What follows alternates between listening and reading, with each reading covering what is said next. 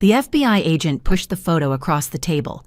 My 7-year-old son, Brody's school picture, stared back at me, his gap-toothed smile frozen in time. Agent Rivera leaned forward, his voice cold and measured. "Your husband says you never wanted children, Mrs. Novak. He says you might have finally snapped." I looked at my husband Philip sitting there in his wrinkled polo shirt, the same one he'd worn to the reunion. He was nodding along with the detective, his eyes avoiding mine completely. "She said it just last week," Philip told them. "She said she wished she could just disappear, start over somewhere without all the responsibility." "That's not what I said." The words ripped from my throat. "I said I missed having time to read a book. I said I missed drinking coffee while it was still hot." My mother-in-law, Dorothy, sat beside Philip, her perfectly manicured hand on his shoulder. "Jenna has always been overwhelmed," she added, her voice dripping with fake concern. "I've watched her lose her temper with those children. Just last month she screamed at Brody for spilling juice. He poured it on his sister's homework on purpose. Any mother would have raised her voice." But no one was listening to me. My own sister Renee sat in the corner, studying her hands. My father stood by the door like he was ready to run. They all avoided my eyes like I was something dangerous, something capable of the unthinkable. Agent Cole spread out more photos, pictures of our family at various gatherings, pictures where I looked tired, pictures where I wasn't smiling. "Your family members have expressed concerns about your mental state, Mrs. Novak. They say you've been taking anxiety medication, that you've been acting erratically." "My doctor prescribed that after my mother died last year. This is insane. My son is missing and you're treating me like a criminal." "Then where is he?" Rivera asked flatly. "You were the last person seen with him. Your mother-in-law saw you walking with him toward the parking area. 40 minutes later, he was gone." The interrogation room walls felt like they were closing in.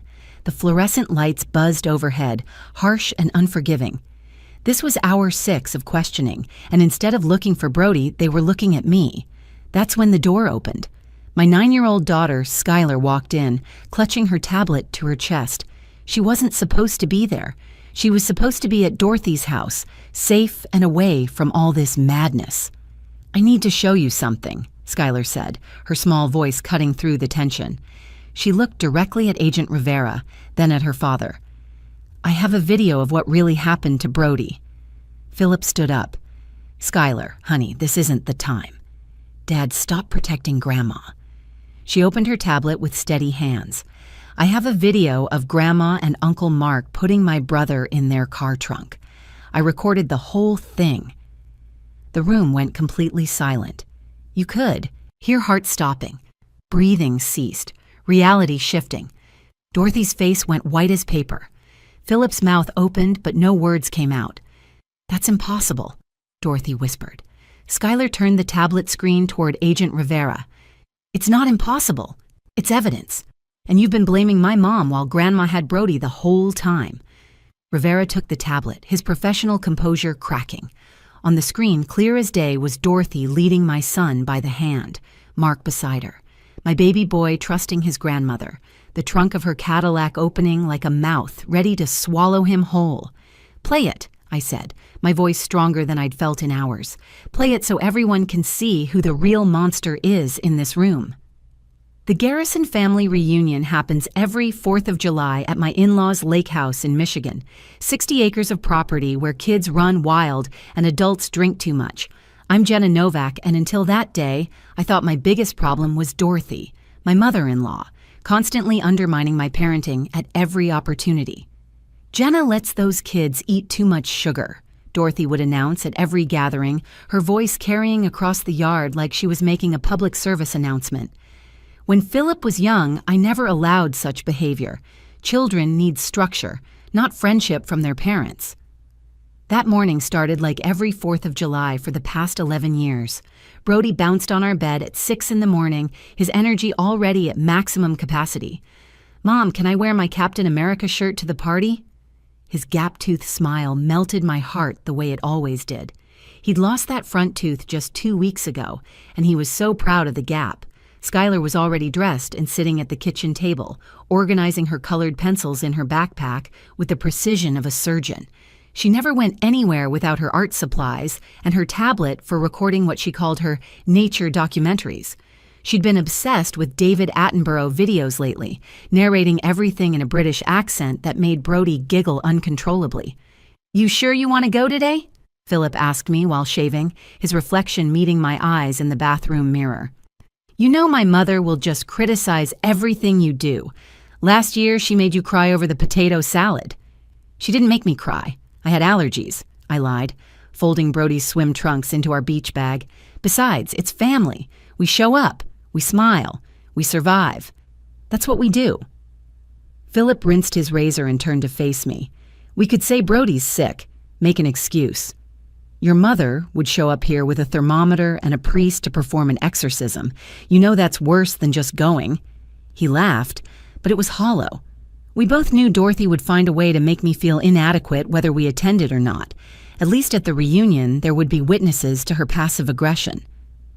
The drive took 3 hours through Michigan summer. Traffic.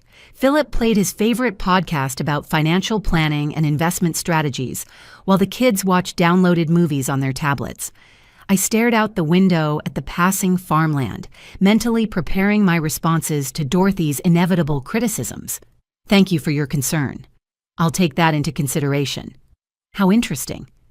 My therapist had given me these neutral phrases to use instead of defending myself, which only gave Dorothy more ammunition. "Mom, can we swim first thing when we get there?" Brody asked, pulling out one earbud.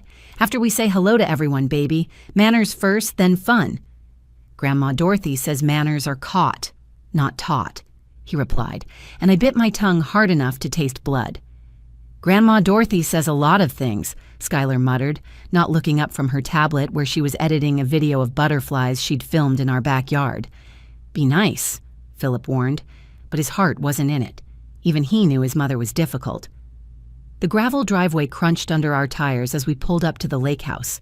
It was a massive cedar-sided structure that Dorothy liked to call rustic, but had been renovated with every modern luxury imaginable. 43 relatives were already there, their cars lined up like soldiers along the curved driveway. The smell of charcoal and lighter fluid mixed with citronella candles meant Uncle Roger was already drunk and manning the grill. Kids splashed in the lake, while adults clustered around coolers full of beer and White Claw. The sound of classic rock drifted from speakers hidden in the landscaping. Dorothy had hired a DJ this year, apparently deciding that Roger's Bluetooth speaker wasn't sophisticated enough. Dorothy immediately swooped in before we even closed the car doors. She was wearing white linen pants and a navy blazer with gold buttons, looking like she was hosting a yacht club gathering instead of a family barbecue. "Philip, darling." She pulled him into a hug that lasted just long enough to be uncomfortable. Then she turned to me with that smile that never reached her eyes. "Jenna, I see you brought store-bought rolls again." "I made them from scratch, actually. Got up at 5 this morning to finish them." "Of course you did." Her tone suggested I was lying. "Well, they'll have to do. I've put out some proper bakery ones just in case." Mark appeared beside her, already holding a beer, even though it was barely noon.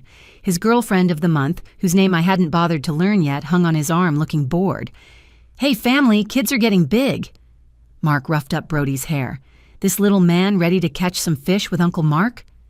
"Can I, Mom?" Brody's eyes lit up. "After lunch, buddy. Let's get settled first." Everything felt normal, forced, tense, slightly miserable, but normal.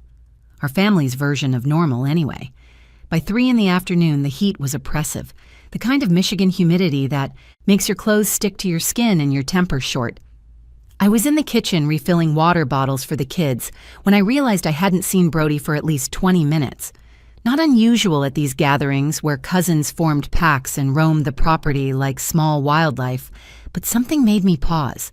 "Skylar, where's your brother?" I asked, finding her under the willow tree with her tablet. She looked up from the screen where she was editing a video of dragonflies she'd filmed by the dock. "He was with Cousin Tyler by the tire swing. They were having a contest to see who could jump the farthest." The tire swing hung empty from the big oak tree, creaking slightly in the breeze. Tyler was now by the volleyball net with the older kids. "Tyler, where's Brody?" "I don't know, Aunt Jenna. He said he was thirsty and went to get a juice box. That was a while ago." The first prickle of worry started at the base of my skull. "How long is a while?" Tyler shrugged. "Maybe an hour?" I walked quickly toward the house, calling out, "Brody, time for snacks. Brody, I have cookies." Nothing. The house was full of adults escaping the heat, but no Brody. I checked every bathroom, every bedroom, the basement where the kids sometimes played video games. His Captain America action figure sat on the kitchen counter where he'd left it earlier, and that's when real fear kicked in. Brody never went anywhere without that toy. "Has anyone seen Brody?" I asked the group of adults gathered around the kitchen island. "Kids wander," Dorothy said, waving her wine glass dismissively. "Children need freedom, Jenna. You can't helicopter parent forever. He's probably found a frog to chase."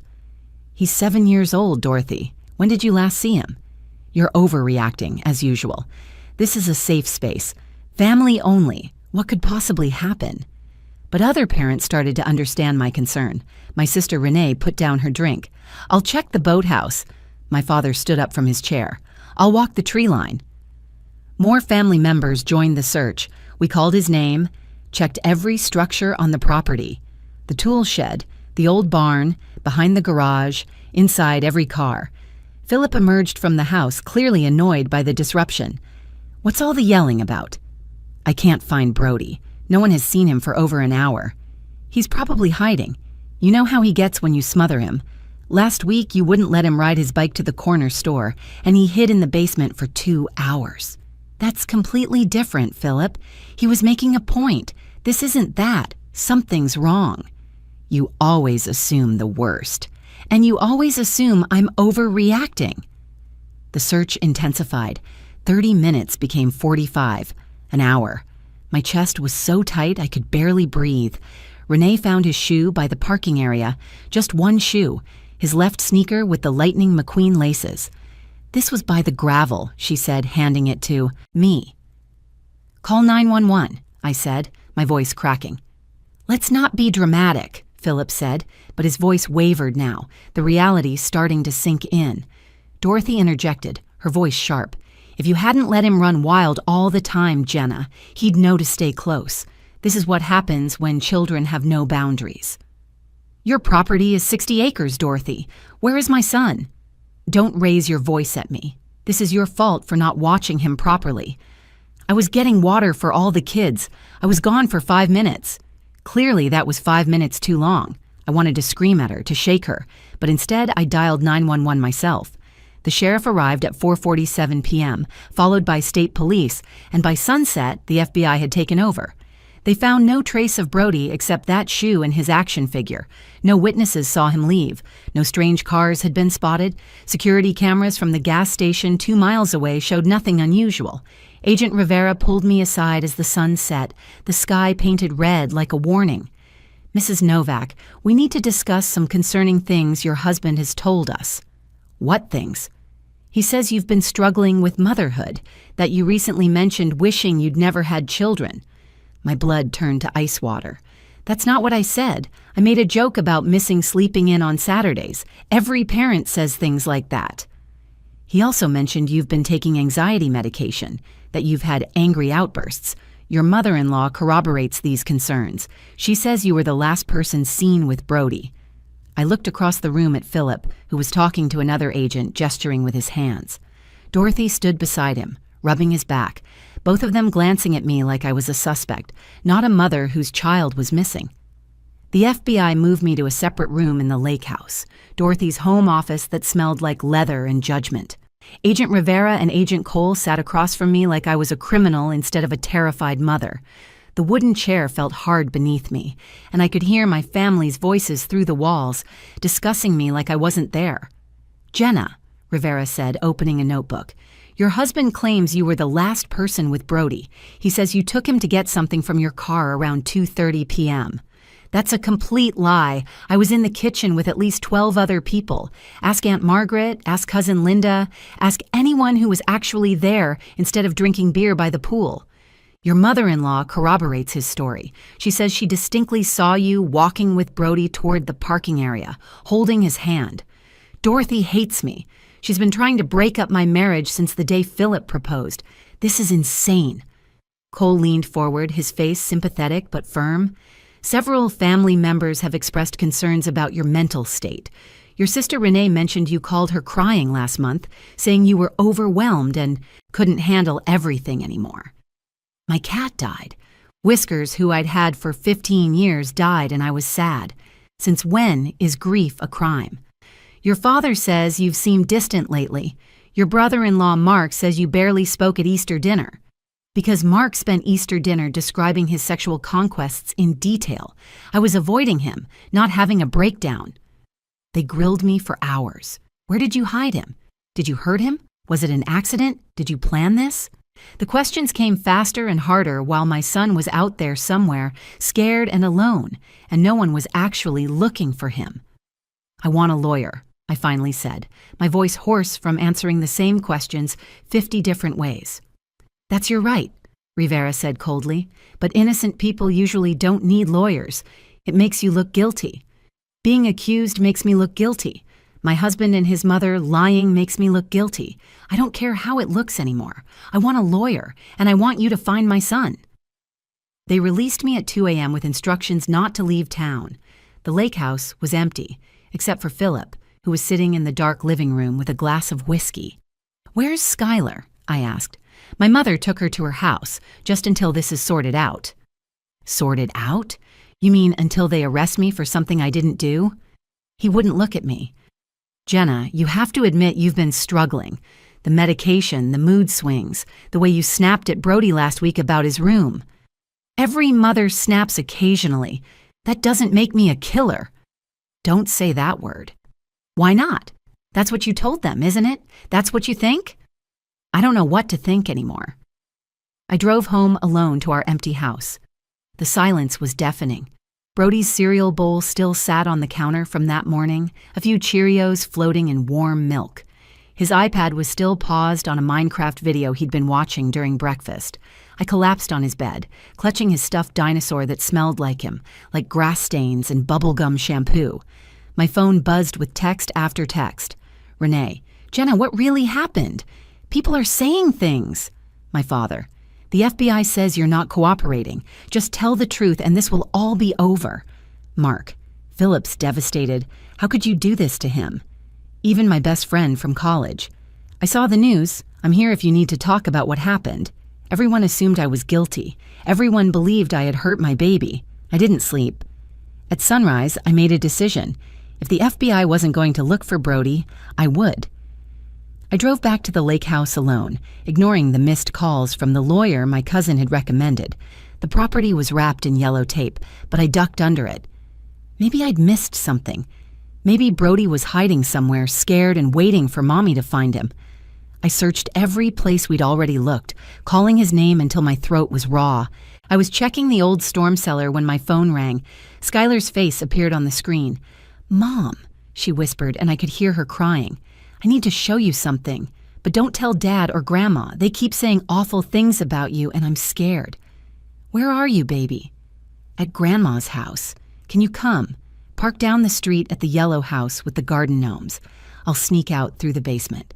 Mom, I have proof you didn't hurt Brody. What kind of proof? Just come, please. I can't let Grandma see me talking to you. She said I'm not allowed to call you anymore. My hands shook as I started the car. Whatever Skylar had found, it was important enough for my rule-following daughter to sneak around.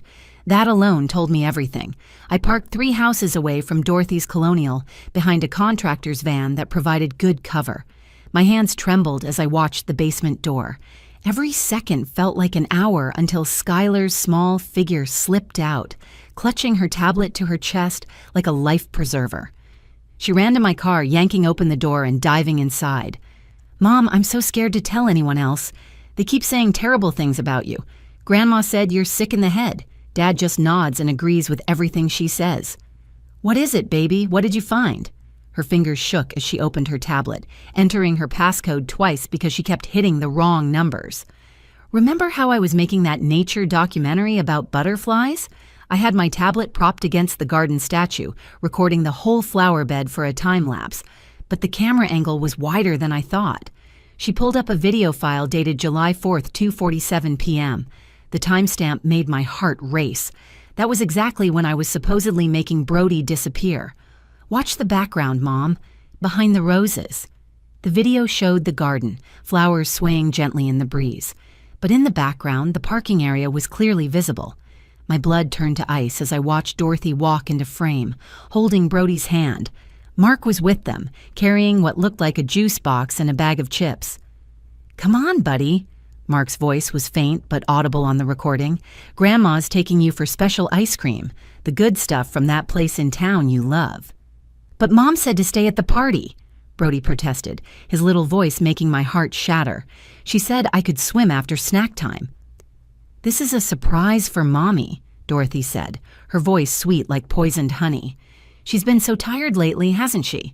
We're going to give her a break and bring her back her favorite ice cream, too." They led him to Dorothy's white Cadillac. Then Mark said something that made my stomach drop. "Hey, little man, want to play a game? Like hide and seek, but better?" "What kind of game?" Brody asked. Dorothy opened the trunk. "Climb in here, sweetheart. Just for a minute. It's like a secret fort. We're going to surprise everyone. You'll pop out and everyone will laugh and laugh." "I don't want to get in the trunk, Grandma. It's dark." "Don't be a baby," Mark said, his tone shifting. "Big boys aren't scared of the dark. You're a big boy, right?" "Mom says I shouldn't go in trunks. She says it's dangerous." "Well, Mommy isn't here, is she?" Dorothy's voice had an edge now. "And Grandma knows better. Get in, Brody, now." The video showed my 7-year-old son reluctantly climbing into the trunk. Dorothy handed him the juice box and chips, like that made it okay. Then they closed the trunk. Dorothy and Mark got in the car and drove away. The timestamp showed 2:52 p.m. During those exact minutes, I had been in the kitchen, surrounded by witnesses, helping Aunt Margaret frost cupcakes. "Skylar, we have to show this to the FBI right now." "But Grandma will be in trouble. Dad will be mad at me." "Honey, Grandma took Brody. She lied to the police. She let them blame me while she had him the whole time. We need to find your brother." I drove straight to the FBI field office, running red lights, not caring if I got pulled over. Skylar held my hand as we burst through the doors. The security guard stood up, alarmed. "I need Agent Rivera immediately. My daughter has video evidence about my missing son." Rivera appeared within minutes, Cole behind him. "Mrs. Novak, you shouldn't be here without your lawyer. Watch this video and then tell me I need a lawyer." Skylar handed over her tablet with steady hands. "My grandmother kidnapped my brother. I have it all recorded." Rivera watched the footage once. His face went pale. He watched it again.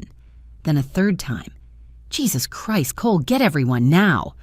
"That's my mother-in-law putting my child in a trunk while you've been interrogating me," I said, my voice deadly calm. "She's had him this entire time." Rivera was already on his phone, barking orders. "I need units at Dorothy Novak's residence immediately, and get me a warrant for Mark Novak's properties, all of them." Within an hour, they had Dorothy and Mark in custody. Dorothy broke after 20 minutes of questioning, faster than I had after 6 hours. "We weren't kidnapping him," she sobbed in the interrogation room, mascara running down her face. "We were protecting him. Jenna's unstable. She's on medication. She yells at those children. We took Brody to Mark's cabin to keep him safe until she could get help." "You put a 7-year-old in a trunk," Rivera said flatly. "Then you lied to federal agents. You let us investigate his mother while you had him the entire time. Where is he?" "At Mark's cabin, with Stephanie. She's taking good care of him." Mark's cabin was 40 miles north, a place I'd never been because Dorothy always said it was family only, and apparently I didn't count. The FBI convoy tore through the Michigan backroads toward Mark's cabin, sirens screaming.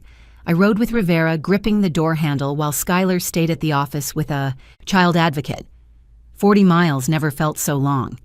When we finally pulled up to the isolated cabin, I saw Mark's girlfriend Stephanie on the porch, her face white with shock as federal agents surrounded the property. "Where is my son?" I screamed, jumping out before Rivera fully stopped the car. "He's inside. He's okay. I didn't know he was missing, I swear. Dorothy said you had a breakdown and needed a few days." I pushed past her into the cabin. Brody sat on the couch watching cartoons, eating cereal like it was any other morning. When he saw me, his face crumpled. "Mommy, Grandma said you were sick. She said I couldn't come home yet." He flew into my arms, sobbing so hard his whole body shook. "I wanted to come home. I wanted you. She wouldn't let me call you." "You're safe now, baby. You're safe. Mommy's here." "Grandma lied to me. She said you didn't want me around right now."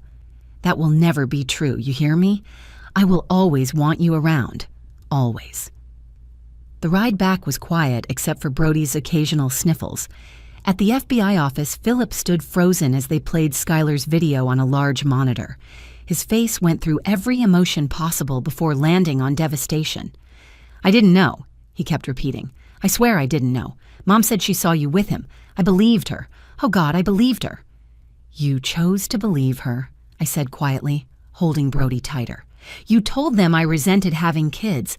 You gave them ammunition to suspect me of murdering our son." "Jenna, I'm sorry. I was scared and confused. When Mom said she saw you, I just thought maybe you'd finally snapped from all the stress. So you immediately assumed I was capable of killing our child? That's what you think of me?" "I don't know what I thought. Mom was so convincing."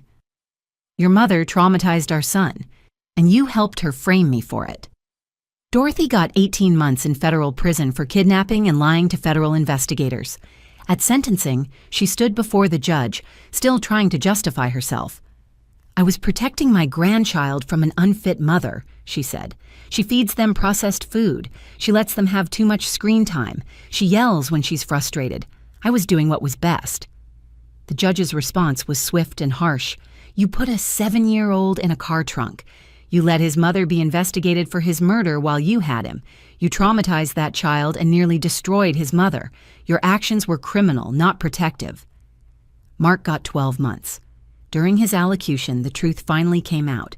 They'd planned to keep Brody at the cabin for a week, then find him and claim I'd abandoned him there during a mental breakdown. They wanted to prove I was an unfit mother so Philip could get full custody in the divorce they assumed would follow. "She was never good enough for my son," Dorothy told the judge. "I was protecting my family's future." Philip and I tried counseling for 6 months. Dr. Patterson did her best, but some betrayals cut too deep. Every time Philip questioned my parenting or even mentioned his family, I saw him in that FBI office nodding along as they accused me of murder. Trust, once shattered into that many pieces, doesn't glue back together. We divorced a year later. I got full custody with Philip having supervised visitation. My trust in his judgment was gone forever. Skylar became my hero, though she'd probably roll her eyes at that description. Her quiet observation and love of documentation saved both Brody and me.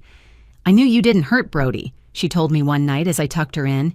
"You cry when you accidentally step on his Legos. You cried when his goldfish died. You'd never hurt us on purpose."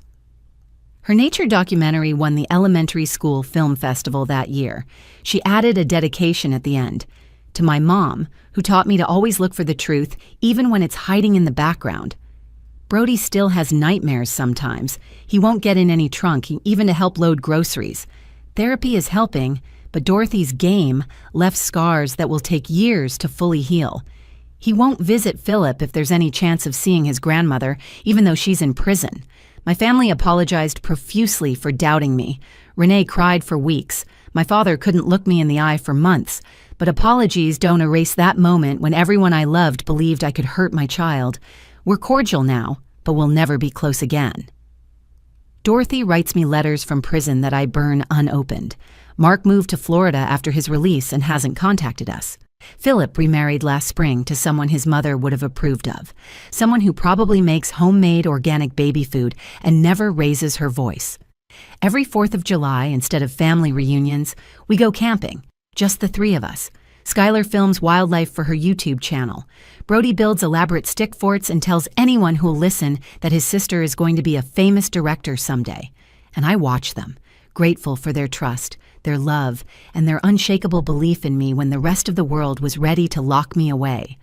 Some stories end with forgiveness and reconciliation. Mine ends with truth and freedom. We're a smaller family now, but we're real. No lies, no manipulation, no conditional love. Just us 3 against the world, which is really all we ever needed. If you found this story compelling, please like this video and share it with others who might need to hear that family isn't always who you're related to, but who stands by you when the world turns against you. Comment below if you've ever had to choose between toxic family and your own children's well-being. And don't forget to subscribe to the channel for more true stories about survival, betrayal, and ultimately, triumph. Thank you for listening to our story.